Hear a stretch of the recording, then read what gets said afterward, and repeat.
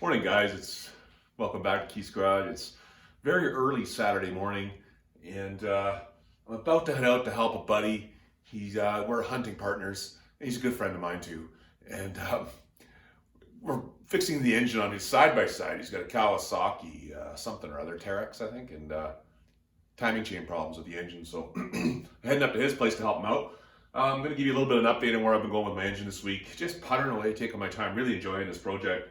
You can see the crank is back in, and cam is in, valves are in, rear seal is going in next. I got all my oil ports and everything in. I'll walk you through some of the work I've done here, and keep chugging along, making progress.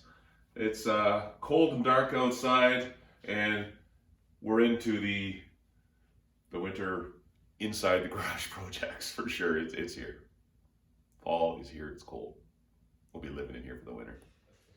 And the skin is super crispy. Yeah, we have really good here. With the furnace going like that, we had to run our day every day to recharge batteries.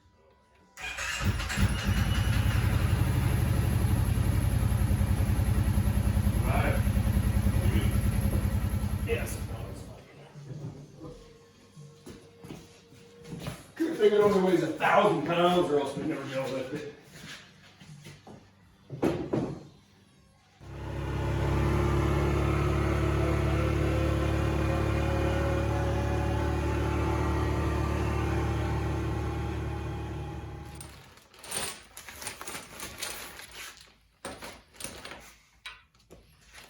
You know, when I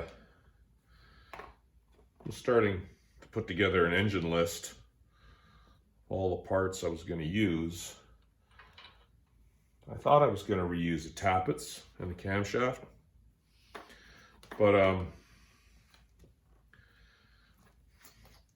good deal came up. I got a complete camshaft, and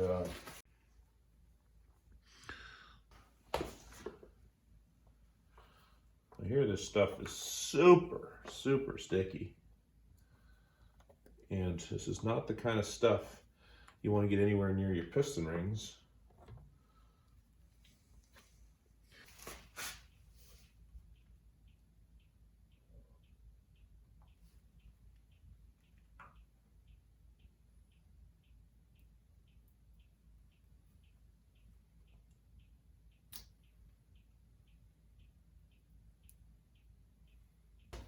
Don't be dropping it. It's super sensitive.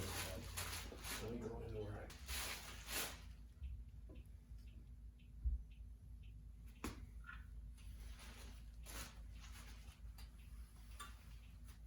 Oh man, that feels good.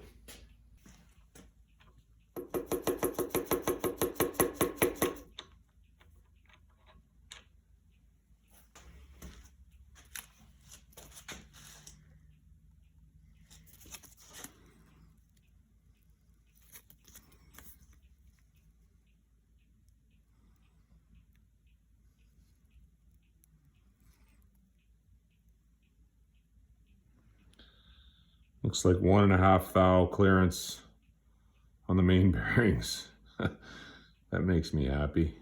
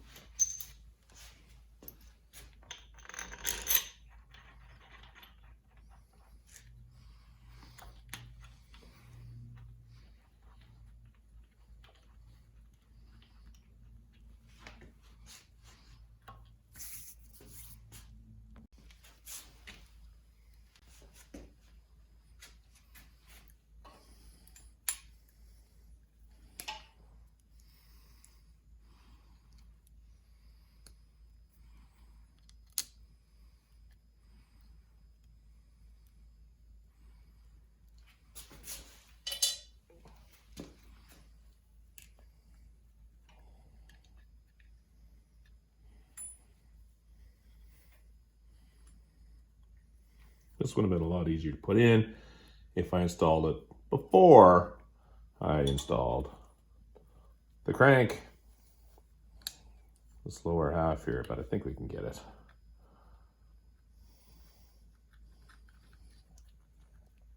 See how it would be challenging to replace the crank seal with it in your car and installed in the car. I can see that being challenging.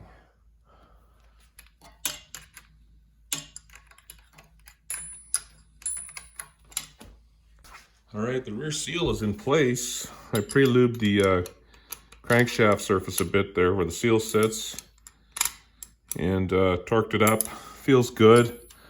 It's sitting nice, tight, flush. Crank spins well. Two-piece seal here. This is the bottom half, and up here is the top half over here. 3 bolts in each half. Well, fingers crossed. I've not done that before, my first time. Guess we'll see how it goes when after we put the entire engine back together, put it back in the car, and fire the car up and run it. And if that leaks, oh man, that would be frustrating. But we'll see, I guess.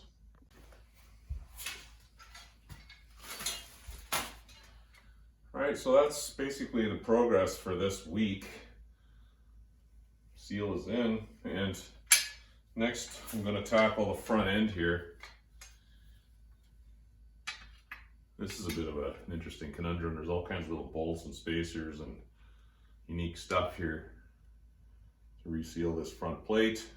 I took plenty of pictures before I took it apart. There's multiple different sizes of fasteners in here. We'll tackle that, I think, next week. Tomorrow is Sunday, and we're getting close to the end of driving season here, so I think it's time we headed out for a drive in the Chrysler. Enjoy the remaining fall weather. I think a special passenger I'm going to take out this week. Yeah, so that's figure that out later. Camshaft turning nicely. Crankshaft. All mains are now torqued up to 85 foot-pounds. It's turning nicely. Rear seal is in. Oil tube. This is important. So oil pressure goes through the galleries to the front of the camshaft bearing and goes through the bearing out this tube and drips on the timing chain. Don't forget that little tube. All right, stay tuned next week. More progress. And here we go. Let's go for a car drive with the pooch. All right, this is Gracie. Want to go for a car ride? Come on.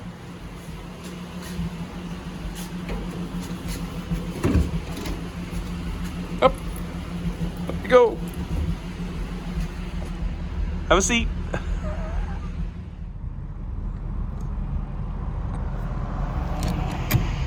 Gracie. Hey, you good girl? You a good girl? Let's go for a drive.